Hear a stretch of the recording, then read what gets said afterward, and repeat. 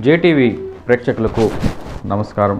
జేటీవీని అత్యంతంగా ఆదరిస్తున్న జేటీవీ శ్రోతలకు అదేవిధంగా వీక్షకులకు ఖచ్చితంగా నమస్కారాలు తెలియజేస్తున్నాను. అదేవిధంగా ఈరోజు అనగా గురువారం విజయవాడ దద్దరిల్లిపోయింది. గిరిజన గురుకుల పాఠశాల ఉపాధ్యాయులు సుమారుగా 800 మంది విజయవాడ ధర్నా చౌక్ వద్ద పెద్ద ఎత్తున నిరసన కార్యక్రమాన్ని చేపట్టారు.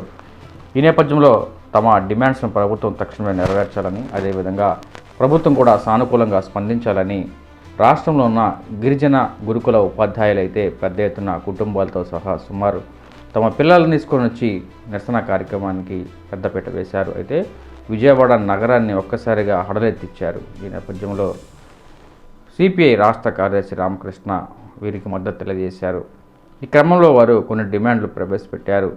2022 పిఆర్సీ ప్రకారం తమ జీతాలు అందజేయాలని, అదేవిధంగా డిఎస్సి నోటిఫికేషన్లో తమ ప్రకటించిన డిఎస్సి సంక్షేమ గురుకుల పాఠశాల ఉపాధ్యాయుల పోస్టులు మినహాయింపు చేయాలని సందర్భంగా వారు కోరారు. అయితే సుమారుగా 1143 పోస్టులు గిరిజన గురుకుల ఉపాధ్యాయులకు సంబంధించినవి తీసుకోవాలని ఖచ్చితంగా వారు డిమాండ్ చేశారు. అయితే రామకృష్ణ ముఖ్యమంత్రి చంద్రబాబుకు లేఖ కూడా రాస్తానని, గిరిజన గురుకుల పాఠశాలకు సంబంధించిన వారి సమస్యలపై ముఖ్యమంత్రి చంద్రబాబు కూడా లేఖ రూపంలో అందజేసే విధానాన్ని కూడా గురుకుల పాఠశాల ఉపాధ్యాయుల నిరసన కార్యక్రమం పట్టిన వారికి తెలియజేశారు.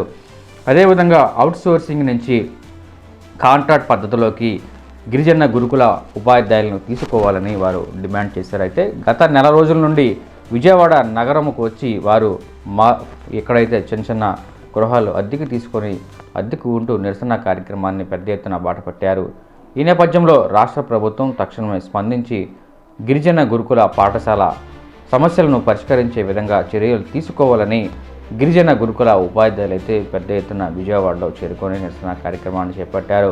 అదేవిధంగా గతంలో కూడా వినూత్న నిరసనలు, మోకాళ్లపై నిరసన, కళ్ళకు గంట కట్టుకొని శాంతి యువత నిరసన, గాంధీజీ నిరసన, అదేవిధంగా డాక్టర్ బిఆర్ అంబేద్కర్కు విగ్రహానికి వినత పత్రాలు కూడా అందజేసిన సందర్భాలు అయితే పూర్తిగా ఉన్నాయి. అయితే కుటుంబాలని సుమారుగా 1150 కుటుంబాలు ఉన్న సంబంధించిన గిరిజన గురుకుల పాఠశాల ఉపాధ్యాయులు అయితే ఈరోజు విజయవాడ గాంధీనగర్ ధర్నా చౌక్ వద్ద మహాధర్నాన్ని ఏర్పాటు చేశారు. అయితే ప్రభుత్వం సానుకూలంగా స్పందించాలని, లేకుంటే తమ నిరసనను ఉధృతి చేస్తామని సందర్భంగా గిరిజన గురుకుల పాఠశాల ఉపాధ్యాయులు తెలియజేశారు.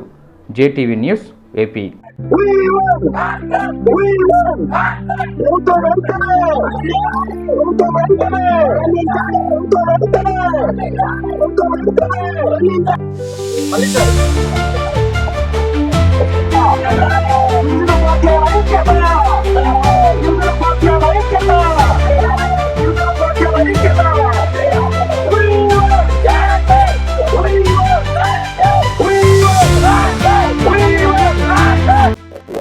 ఇవాళ గురుకులాల్లో అవుట్ సోర్సింగ్, అదేవిధంగా టీచర్స్, లెక్చరర్స్ ఎవరైతే ఉన్నారో వాళ్ళందరూ కూడా కాంట్రాక్ట్ పద్ధతులకు మార్చమని మాత్రమే ఒక చిన్న డిమాండ్ పైన వీళ్ళు గత అనేక రోజులుగా ఉద్యమాలు చేస్తూ ఉన్నారు. ఎక్కడైతే ఐటీడీఏ ఆఫీసులు ఉన్నాయో అక్కడ కూడా వీళ్ళు ధర్నా చేశారు. ఇవాళ ఇంత పెద్ద ఎత్తున వీళ్ళందరూ కూడా ఇక్కడికి వచ్చి విజయవాడ నగరంలో, రాష్ట్ర రాజధాని నగరంలో కూడా ధర్నా కూర్చునే పరిస్థితి వచ్చింది. మరి గతంలో ఇదే ప్రభుత్వము, గతంలో జగన్మోహన్ రెడ్డి ప్రభుత్వం కూడా ఇది అవుట్ సోర్సింగ్ లో ఉండే వాళ్ళని కాంట్రాక్ట్ పద్ధతిలోకి మార్చాడు. మరి వీటి విషయంలో ఎందుకంటే ఈరోజు ముఖ్యంగా గురుకులాల్లో ట్రైబల్ ఏరియాస్ లో పనిచేస్తున్న వాళ్ళు చాలా చోట్ల అక్కడ రోడ్డు రవాణా సౌకర్యాలు లేకపోయినా, కనీస సౌకర్యాలు లేకపోయినా వీళ్ళందరూ కూడా అక్కడ గట్టిగా పని చేశారు. పని చేయడమే కాకుండా మంచి రిజల్ట్స్ కూడా తెచ్చారు. ఇది ప్రభుత్వం కూడా అంగీకరిస్తా ఉంది.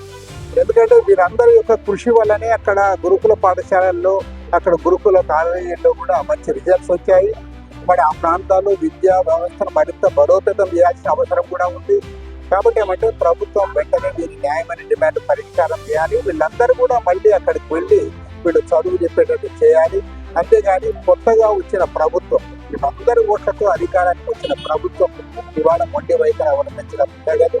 ఖచ్చితంగా వీరి సమస్య పరిష్కారం చేయాలి. ఈ అంశం పైన ఈ రోజే ముఖ్యమంత్రి గారికి కూడా నేను ఉత్తరం రాస్తా ఉన్నాను. త్వరలో ముఖ్యమంత్రి గారిని కలిసి వీలైతే ఎడ్యుకేషన్ మినిస్టర్ లోకేష్ ని కూడా కలిసి తప్పకుండా వీరి సమస్య పరిష్కారం అయ్యేంత వరకు వీరికి అండగా ఉంటామని మనం